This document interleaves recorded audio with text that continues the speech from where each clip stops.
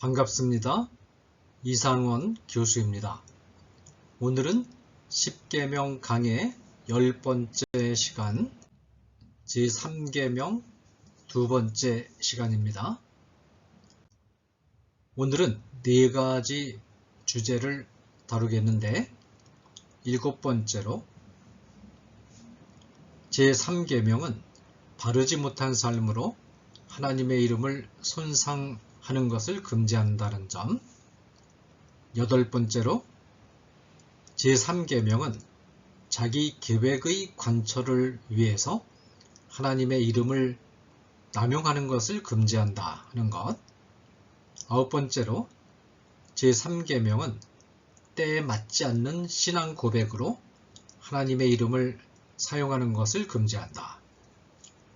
10번째, 제3계명은 과 관련해서 서약의 문제를 다루겠는데 이 서약의 문제 안에 4가지 항목을 다루겠습니다.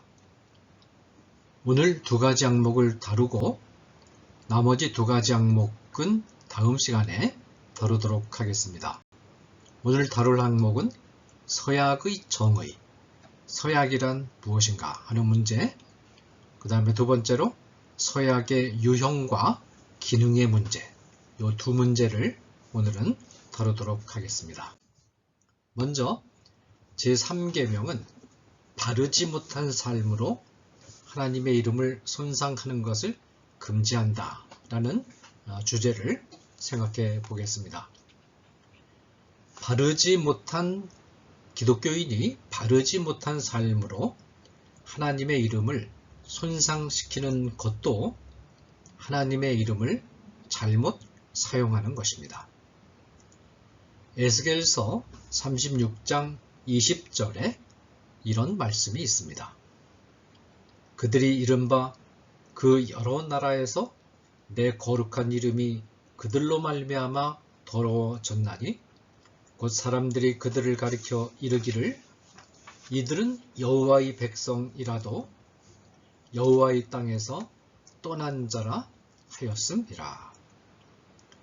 이 본문은 나라가 멸망하고 난 후에 난민이 되어 바벨론이나 바사, 페르시아와 같은 이방 나라들을 유랑하는 이스라엘 자손들이 하나님의 이름을 더럽히고 있다라고 말합니다. 이방 나라를 떠도는 난민이 된 이스라엘 자손을 보고 이방인들이 이렇게 수군거립니다. 이 사람들은 여호와의 백성이라도 여호와의 땅에서 떠난 자라. 이 수군거림이 여호와의 이름을 더럽히는 것이 되고 있다는 것입니다. 난민이 되어서 이방 나라를 떠도는 삶은 아주 비참한 삶일 수밖에 없습니다. 한마디로 거지의 삶입니다. 이런 모습을 보고 이방 사람들이 이스라엘 자손들에게 묻습니다. 당신들은 어떤 신을 믿습니까? 이스라엘 자손들은 이렇게 답변합니다. 우리는 여호와 하나님을 믿습니다. 이 말을 듣고 이방 사람들은 이렇게 수군거립니다. 아니 도대체 저 사람들이 믿고 있는 여호와 하나님이라는 신은 뭐하고 있어? 자기를 믿는 추종자들이 거지처럼 유랑 생활을 하는데 내버려 둔단 말이야? 그 신이 얼마나 형편없고 무능하면 자기 추종자들도 제대로 간수하지 못하는가? 이렇게 수군거리면서 여호와 하나님을 조롱하고 욕합니다. 이것이 바로 여호와의 백성이라도 여호와의 땅에서 떠난 자라는 수군거림 안에 담겨있는 내용입니다. 이 말은 여호와라는 신이 자기 백성이 자기 땅에서 사는 것조차 지켜주지 못하고 이방 나라들을 유랑민처럼 떠돌도록 방치한다 라는 뜻입니다. 그런데 이스라엘 자손들이 이렇게 이방 나라를 유랑하는 이유는 하나님이 무능해서가 아니라 이스라엘 자손들이 하나님 앞에서 큰 죄를 범했기 때문입니다. 이스라엘 자손들은 자신들이 하나님으로부터 벌을 받고 있다는 것을 창피하니까 이방 사람들에게 말하지 않습니다. 이방인들은 이런 속사정을 알 길이 없고 그저 이스라엘 자손들이 믿는 하나님이 무능하다고 추정할 뿐입니다. 이처럼 우리들이 바르지 못한 생활 때문에 이방 사람들이 하나님을 무능한 하나님으로 조롱하도록 만드는 것도 하나님의 이름을 잘못 사용하는 것이라는 것입니다. 예수님을 믿는 우리들이 바르지 못한 행실을 하여 하나님에게 벌을 받는 상황에 들어간다고 가정해 봅시다. 그때 불신자들이 우리에게 왜 이런 고생을 하게 되었느냐라고 물을 때 우리는 솔직하게 내가 바르게 살지 못해서 하나님께 징계를 받는 중이다 라고 말할 수가 없습니다. 우리의 자존심 때문입니다. 그러면 불신자들은 누구에게로 화살을 겨눕니까? 우리가 믿는 하나님에게로 화살을 겨눕니다. 당신이 믿는 하나님은 자기를 따르는 자들이 이렇게 고생하는데도 아무런 조치도 취하지 못할 만큼 무능한 하나님인가요? 이처럼 우리의 바르지 못한 행실 때문에 하나님으로부터 벌을 받고 그것 때문에 하나님을 무능한 하나님으로 조롱받게 만드는 것도 하나님의 이름을 잘못 사용하는 것이다 라는 것입니다. 자, 그 다음 주제는 자기 계획 관철을 위한 하나님의 이름 위에서 하나님의 이름을 사용하는 것을 제3계명은 금지한다 라는 주제로 생각해 보겠습니다. 하나님의 이름을 어떤 저주의 표현으로 사용하는 것은 하나님의 이름을 잘못 사용한다는 사실이 너무나 분명하게 드러나는 경우이기 때문에 성도들이 어렵지 않게 피해갈 수 있습니다. 실제로 하나님을 향한 신실한 믿음을 가진 성도들이 하나님의 이름을 저주의 표현으로 사용하는 사례는 극히 드물다고 할 수 있습니다. 오히려 성도들이 자신들도 모르는 가운데 빠지는 함정은 다른 곳에 있습니다. 곧 성도들이 자기 자신의 계획을 도모하면서 하나님의 계획을 도모한다고 생각하고 또 말하는 경우입니다. 하나님의 이름을 위한다고 말하지만 실제로는 자기 이익을 추구하는 것입니다. 그 대표적인 예를 우리는 사도 바울로 활동하기 전의 사울에게서 볼 수가 있습니다. 사도 바울은 예수님을 만나기 전에 그리스도인들을 핍박하고 괴롭혔습니다. 그때 그가 그리스도인들을 그렇게 열심히 핍박한 이유는 그것이 하나님을 위하는 일이라고 생각했기 때문입니다. 그는 그리스도인들이 하나님을 믿는 바른 신앙의 길을 어지럽힌다고 생각하고 그리스도인들을 모질게 괴롭혔다는 것입니다. 그러나 이때 사울은 하나님의 이름으로 행했지만 실상은 하나님을 괴롭히는 행동을 하고 있었던 것입니다. 중세시대에 교회는 회교도들을 징계하고 성지인 예루살렘을 회교도들의 손으로부터 탈환한다는 명문을 내세우면서 하나님을 위하여 싸울 군대를 모집하고 그 군대의 이름을 십자군이라고까지 명명했습니다. 그런데 몇 차례에 걸쳐서 진행된 십자군 운동은 비참한 실패로 끝나고 말았습니다. 그러면 하나님이 과연 예루살렘을 회교도들의 손에서 탈환하는 것을 원하셨을까요? 후대 역사가들의 평가는 하나님이 그 일을 원하지 않으셨으리라는 점에 대체로 의견이 일치됩니다. 신학적으로도 이 평가가 정당한 평가입니다. 예루살렘의 의미는 구속사의 맥락 안에서 파악되어야 합니다. 예수님이 구속사역을 완성하시기 전에는 예루살렘이 장차 오실 예수 그리스도를 상징하는 종교 체계로서 그 의미가 있었지만 실체이신 예수님이 이 세상에 오셔서 구속사역을 완성하신 후에는 상징 체계로서의 예루살렘은 더 이상 아무런 의미를 갖지 못하게 되었습니다.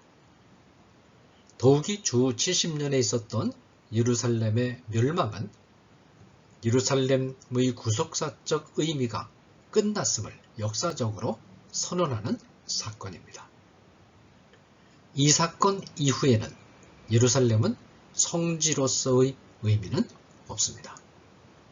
다만 구속사건이 일어났던 역사적 현장으로서 성경을 이해하는 데 필요한 정보를 제공하는 고고학적인 가치가 있을 뿐입니다.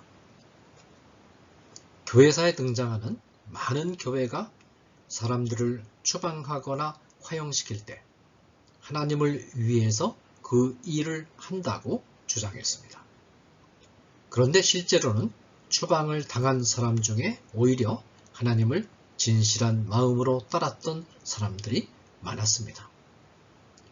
따라서 우리는 내가 정말로 하나님이 원하시고 하나님을 위하는 일을 하는 것인지 아니면 하나님의 이름을 내세우기는 하지만 사실은 자기의 계획과 자신의 이익을 추구하고 있는 것인지를 지혜롭게 분별할 줄 아는 안목을 갖추어야 할 것입니다. 자, 그 다음에 9번째로 때에 맞지 않는 신앙 고백으로 하나님의 이름을 사용하는 것을 제3계명은 금지한다 라는 주제를 말씀드리겠습니다. 너희 속에 있는 소망에 관한 이유를 묻는 자에게는 대답할 것을 항상 준비하되 라고 한 베드로의 권고처럼 베드로전서 3장 15절 기독교인은 언제든지 신앙을 고백할 준비를 하고 있어야 합니다. 그러나 이 말은 항상 장소를 불문하고 신앙을 고백해야 한다는 뜻은 아닙니다. 적절하지 않은 순간에 하나님의 이름을 말하는 것은 하나님과 진리를 조롱거리로 만들 수 있습니다. 하나님의 영광을 높이는 일과 이웃을 구원하는 일에 아무런 유익도 없고 또한 그 시간과 정황 하에서 진리를 고백하는 것이 요구되지도 않는 상황에서 경솔하게 하나님의 이름을 고백하는 것은 신앙을 대적하는 자들을 불필요하게 자극하고 격동시켜서 진리를 업신 여기게 하고 경멸하게 하며 기독교인들에게 원한을 품고 잔인하게 행하도록 자극시킬 수 있습니다. 예수님의 말씀처럼 거룩한 것을 개에게 주어서는 안 되고 진주를 돼지에게 던져 주어서는 안 되는 이유는 개나 돼지가 그 가치를 알아보지 못하고 돌이켜서 던져준 사람을 공격하고 상하게 할 수 있기 때문입니다. 마태복음 7장 6절 말씀 때로는 말하는 것이 은처럼 소중한 일이지만 침묵이 금처럼 더 소중할 때가 있습니다. 이제 10번째로 정당한 서약과 부당한 서약의 문제를 4번의 작은 소제목 4개의 주제하에 다루겠는데, 그 가운데 첫째는 서약의 정의, 서약이란 무엇인가 하는 문제입니다. 우리는 증인이 없는 상황에서 우리 자신이 과거에 행한 일을 다른 사람들에게 말할 때나 미래에 어떤 일을 하겠다고 약속할 때 말의 진실성을 상대방에게 납득시키는 일에 어려움을 느끼는 경우가 있습니다. 이때 어려움을 느끼는 이유는 우리가 모두 죄인이기 때문입니다. 만일 우리에게 죄가 없다면 과거에 어떤 일을 행했다고 말할 때 듣는 청중은 아무런 의심 없이 100% 있는 그대로 받아들일 것입니다. 또 미래에 어떤 일을 하겠다고 약속할 때도 100% 그대로 믿고 받아들일 것입니다. 그러나 인간이 죄인이고 거짓이 인간 안에 있기 때문에 100% 믿고 받아들이기가 어렵습니다. 실제로 과거에 한 말이나 일을 사실대로 말하지 않고 거짓으로 말할 가능성이 있고, 미래에 어떤 일을 행하겠다고 말해 놓고는 지키지 않을 가능성이 있습니다. 이때 과거에 대한 증언이나 미래에 대한 약속을 죄로부터 보호하기 위하여 하나님이 허락하신 어법 가운데 하나가 서약입니다. 서약은 하나님의 이름을 걸고 말하는 어법입니다. 하나님은 우리의 모든 생각과 행동을 세밀하게 관찰하시는 분이므로 하나님을 증인으로 세우고 말을 하게 되면 말을 하는 당사자도 거짓을 말하고자 하는 마음에 제재를 받게 되고, 말을 듣는 상대방도 말하는 자의 말을 좀 더 신뢰하게 됩니다. 이것이 바로 서약입니다. 서약은 하나님의 이름을 걸고 하는 말이므로 기도의 한 형태이자 하나님을 예배하는 행위이기도 합니다. 그 다음에 서약의 유형과 기능을 생각해 보겠습니다. 서약은 증거의 서약과 약속의 서약으로 구분됩니다. 증거의 서약이라는 것은 과거에 한 어떤 일을 증언할 때에 진실을 말하겠다는 것을 하나님 앞에서 맹세하는 것을 뜻합니다. 약속의 서약이라는 것은 미래에 어떤 일을 하겠다는 결심을 밝히는 서약으로서 어떤 직무를 맡을 때 직무에 뒤따르는 규정들을 준수하고 지키겠다는 약속을 하나님의 이름을 걸고 하는 것을 뜻합니다. 증거의 서약은 거짓을 말하는 것을 억제하고 진실을 말할 수 있도록 지원해주는 장치로 사용됩니다. 히브리서 6장 16절은 사람들은 자기보다 더 큰 자를 가리켜 맹세하나니 맹세는 그들이 다투는 모든 일의 최후 확정이니라 라고 말하고 있습니다. 이 본문은 첫째로 맹세는 더 큰 자를 가리켜서 하는 것이라고 정의하고 있습니다. 더 큰 자라는 말은 자기보다 더 권위가 있고 믿을 만한 자를 뜻합니다. 맹세는 언제나 자기보다 더 권위가 있는 자를 대상으로 하기 마련입니다. 예를 들어서 회사 사원은 사장님을 가리켜서 맹세할 수 있습니다. 회사 팀장이 자기 밑에서 일하는 팀원을 가리켜서 맹세하는 일은 없습니다. 하나님은 더 큰 큰 자 중에 가장 큰 자이니까 하나님의 이름을 걸고 하는 맹세가 가장 권위가 있는 맹세입니다. 둘째로, 맹세는 다투는 모든 일의 확정이니라 라고 했습니다. 이 말이 무슨 뜻인가요? 어떤 사람이 자기가 하는 말이 진실이라고 주장하는데 증거가 없는 경우에 진실 논쟁을 종결시키는 가장 확실한 어법은 하나님을 걸고 맹세하는 것입니다. 당신의 말이 사실임을 하나님의 이름을 걸고 맹세할 수 있습니까? 이때 할 수 있다 라고 답변하면 논쟁은 끝납니다. 그런 의미에서 맹세는 최후 확정입니다. 약속의 서약이라는 것은 죄로 말미암아 사회가 붕괴되는 것을 막는 데 도움을 줍니다. 권력을 잡은 최고 통수권자는 국민들의 헌법상의 권리들을 보장하고 독재하지 않을 것을 서약함으로써 스스로도 조심하고 사회를 안정시킵니다. 치료의 의사는 치료에 앞서서 환자의 생명과 건강 증진을 위해서 노력 치료할 것을 서약함으로써 의사 자신도 조심하게 되고 환자를 안정시킵니다. 법정에 선 증인은 무죄한 자를 죄인으로 오판하지 않을 것을 서약함으로써 공정한 재판을 보장합니다. 약속의 서약은 미래에 어떤 옳은 일을 하겠다는 결심을 밝힐 때도 사용하는데 이 서약은 교육적 효과를 가집니다.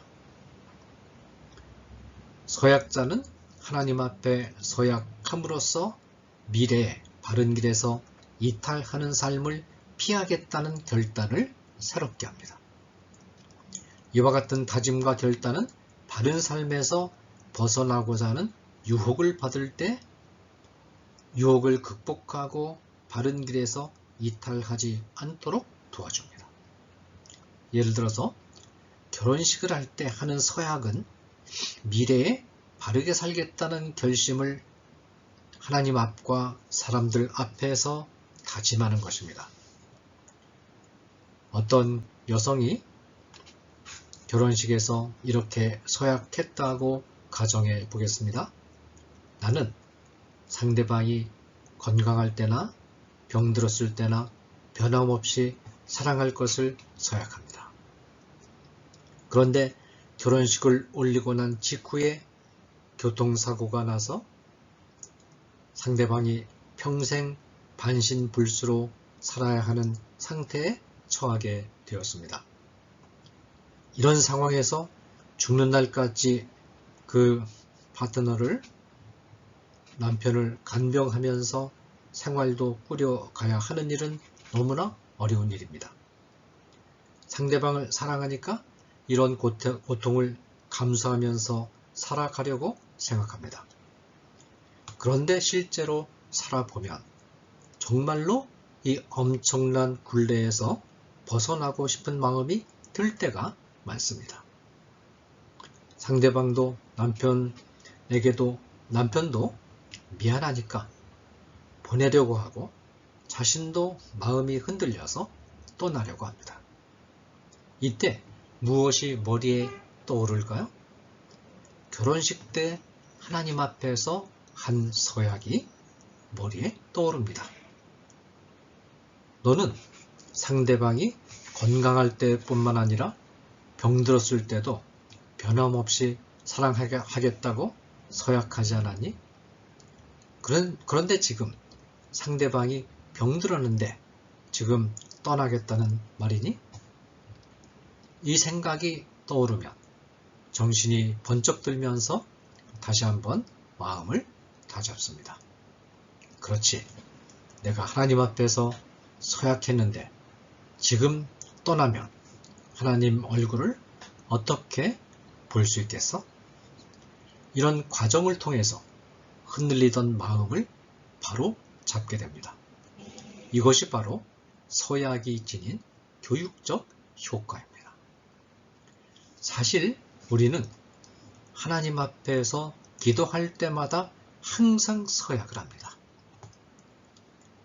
우리가 드리는 기도는 1부와 2부로 구성되어 있습니다. 1부는 하나님 뜻대로 바르게 살지 못한 것을 회개하는 것입니다. 2부는 앞으로 잘 살겠다는 약속, 곧 서약입니다.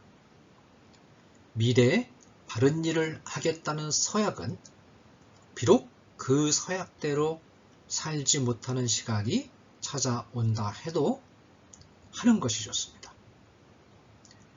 서약한 대로 하지 못할 때 양심의 가책을 받고 고민하다가 회개하고 다시 서약을 지키는 삶으로 돌아오는 것은 서약한 사람에게 매우 큰 유익을 끼칠 수 있기 때문입니다.